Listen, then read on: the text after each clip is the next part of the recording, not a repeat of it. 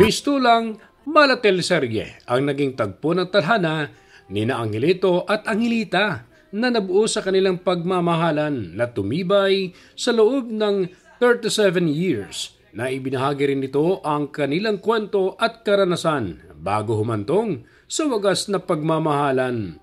Kaya't itong araw ng Biyernes, Hulyo 25 ay humarap sa tanggapan ni Mayor L.A. Ruanto ang dalawa na kauna-unahang kasal bilang punong bayan sa pag-iisang dibdib ni Angelito Pacoy Alvarez at Angelita Angge Ubanya na isang kwento ng pag-ibig sa kabila ng hindi inaasang katotohanan na sila'y hindi pa legal na kasal. Ikinasa ng alkalde ang seremonya kasama ang kaanak at mahal sa buhay kung saan pinagtibay ang kanilang panghabang buhay na pagmamahalan, pagtitiwala at pangunawa sa isa't isa sa inspirasyong hindi lamang sa kanilang pamilya kundi sa buong komunidad. Isang espesyal na handog ni Mayor Ruanto sa mag-asawa ang libreng same-day edit o video ng kasal, dekorasyon ng venue at tumataginting na cash gift na 37,000 pesos, simbolo ng 37 years nilang pagsasama bilang mag-asawa. Sa kwento naman ang pamalang hinubog ng panahon. Si Pacoy, 56 years old at si Angge naman ay 54, ay unang nakakilala noong dekada 80 sa isang pagawaan ng handicrafts sa Maynila, kung saan katrabaho ni Pacoy ang kuya ni Angge. Mula sa simpleng araw-araw na pagkikita, unti-unting umusbong ang damdamin hanggang sila'y magpakasal sa isang West sa Tayabas noong 1988. Sa paniniwalang legal ang kanilang kasal na inaasikaso ng ina ni Pacoy, tahimik nilang sinasabuhay ang kanilang pag-iibigan na puno ng sakripisyo, hirap at wagas na pagmamahalan.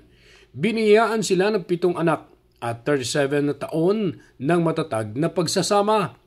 Ngunit kamakailan, nadiskubre nilang hindi pa sila opisyal na kasal matapos singin ng kopya ng kanilang marriage certificate.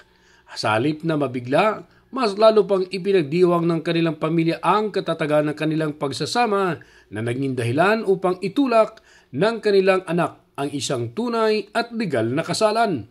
Ang kasalang ito ay hindi lamang simpleng pag-uulit ng isang seremonya, kundi pagpapatibay ng isang kwento ng pagmamahalan na humuhalagpos sa kahon ng papel at formalidad. Ito rin ay naging simbolo ng malasakit ng lokal na pamahalaan sa pangunguna ni Mayor Ruanto sa mga kwento ng pag-asa at katatagan ng kanyang mga kababayan. Samot-saring positibong reaksyon naman ang naging reaksyon ng mga infantahin na pinusuan ng nakararami na walang imposible kapag nais nito ay panghabang buhay na pagmamahalan.